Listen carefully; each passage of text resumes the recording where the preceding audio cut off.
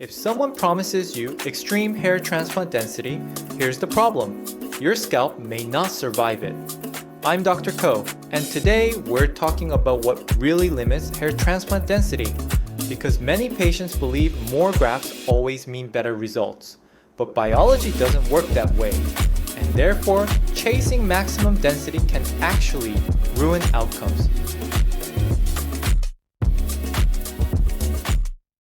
Let's clear this up first. Your scalp is not empty land. It's living tissue with blood vessels, oxygen limits, and healing capacity. So yes, a surgeon can place many grafts. But the real question is, can your scalp keep them alive? Every graft needs blood to survive. When grafts are packed too closely, blood flow drops. That means weaker healing and poorer survival. Think of it like traffic. Too many cars, not enough roads. When you pack grafts too tightly, you create a traffic jam. High density can reduce perfusion. Reduced perfusion means weaker healing. Weaker healing means more shed, more shock loss, and in worst cases, poor growth. So clinics love to advertise density, but your scalp only cares about circulation. And therefore, blood supply sets the ceiling. Also, not all scalps are the same. Some patients have thick skin and strong circulation. Others have thinner skin and less tolerance for stress. Aggressive density in thin skin increases risks. 1. Risk of inflammation. 2. Risk of shock loss. 3. Risk of poor growth. And therefore, one density number does not fit everyone.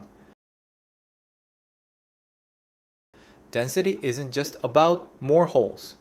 It's about creating incisions that can hold grafts safely without crushing neighboring blood supply and without damaging existing hairs. If the recipient area already has miniaturized hairs, aggressive packing can increase transaction risk and shock loss. So you might win density today, but lose native hair tomorrow. Not all grafts are equal. Thick hair looks dense with fewer grafts. Fine hair needs more. Also, a graft might contain one hair, or two, or three or four. So visible density is not just graft count, it's hair per graft and hair thickness. If someone has naturally thicker caliber hair and more multi-hair follicular units, they can look dense with fewer grafts. But if someone has fine hair, they may need more grafts to achieve the same cosmetic density. This is why comparing graft numbers between patients is often meaningless, but clinics do it anyway because it sells. This part matters more than people think. You have a limited lifetime donor supply. You can't just keep harvesting forever. If you spend your donor budget on extreme density early, you may have nothing left for future loss. So you might look amazing for 2 years, but regret it at year 7. A good plan is not maximum today. A good plan is balanced for your lifetime pattern. And therefore, the real density limit is not only the scalp, it's the strategy. Now, let's talk about the dramatic line you've probably heard online. Pack too dense and many grafts fail. The exact number depends on technique and patient factors, but the principle is real. When tissue stress exceeds healing capacity, survival drops. So, if you see a clinic bragging about extreme density without explaining blood flow, skin type, and planning, that's not confidence, that's marketing.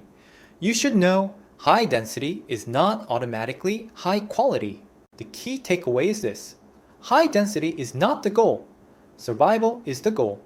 The best results come from safe blood flow, controlled spacing, natural angles, and long-term planning. So don't ask a clinic, how many grafts can you place?